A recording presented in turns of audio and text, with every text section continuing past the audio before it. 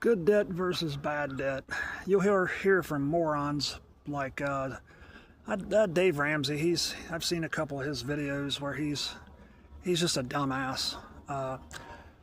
You can have good debt and you can have bad debt.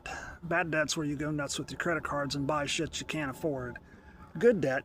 This property that I live on, this family owns 4 of these properties, and they don't own them technically. I mean, they do own them, but I found out over the last few months that they're refinancing the places, so they obviously have loans on them.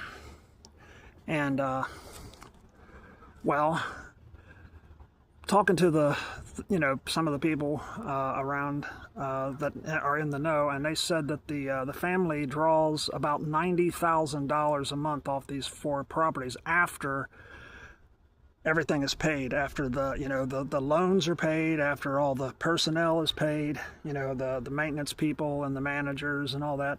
They're clearing about $90,000 a month on these properties, and these are pretty old properties, and they go back 40 years at least.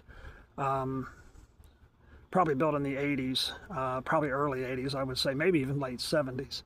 And so the good debt is you have loans on 4 properties, and by the time you pay everything, you're still putting $90,000 in your pocket every month. That's good debt. That's an income stream. It doesn't matter that that you don't own them, or that I should say that you have loans that are out on them. What difference does it make? You're still putting $90,000 in your pocket.